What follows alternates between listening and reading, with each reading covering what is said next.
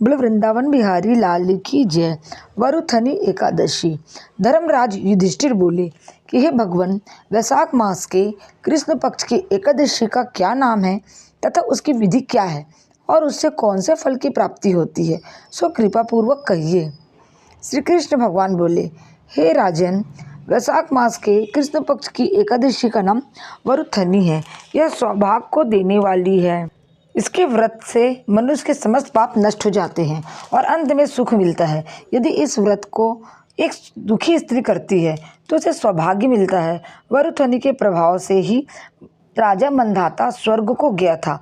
इसी प्रकार धुंधुमार आदि भी स्वर्ग को गए थे। वरुथनी एकादशी के व्रत का फल 10 सहस्त्र वर्ष तपस्या करने के फल के बराबर है। कुरुक्षेत्र में सूर्य ग्रहण के समय जो एक बार स्वर्ण दान करने से फल मिलता है, वही फल वरुथनी एकादशी के व्रत करने से मिलता है। इस व्रत से मनुष्य इस लोक और परलोक दोनों में सुख प्राप्त करते हैं, वह अंत में स्वर्ग को जाते हैं। हे राजन, इस एकादशी का व्रत करने से मनुष्य को इस लोक में सुख और परलोक में मुक्ति मिलती है। शास्त्रों में कहा गया है कि हाथी का दान घोड़े के दान से अधिक उत्तम है और हाथी के दान से भूमि का दान उत्तम है। उससे उत्तम तिलों का दान है। तिल से स्वर्ण का दान है। स्वर्ण से अन्न का दान श्रेष्ठ है। संसार में अन्न के दान के बराबर कोई भी दान नहीं है। अन्न दान से पितृ, देवता, मनुष्य आदि सब तृप्त हो जाते हैं। शास्त्रों में कन्यादान इसके बराबर माना गया है। वरुथनी एकादशी के व्रत से अन्न तथा कन्यादान का फल मिलता है। जो मनुष्य लोभ के वश में होकर कन्या का धन ले लेते हैं, वे प्रलय के अंत तक नरक में पड़े रहते हैं या उनको अगले जन्म में बिलाव का जन्म ग्रहण करना पड़ता है।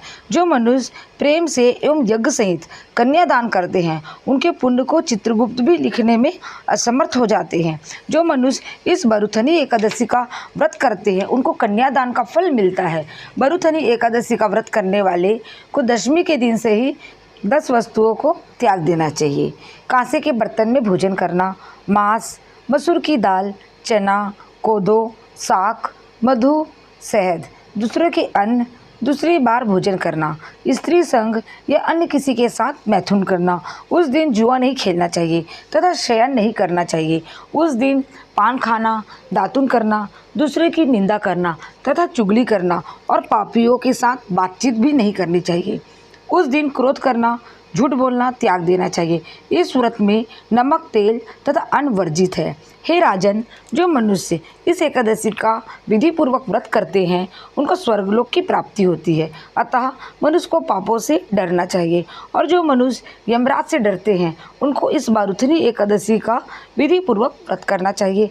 इस व्रत के महात्म्य को पढ़ने से 1 सहस्त्र गोदान का फल प्राप्त होता है। इसका फल गंगा स्नान करने के फल से भी अधिक है।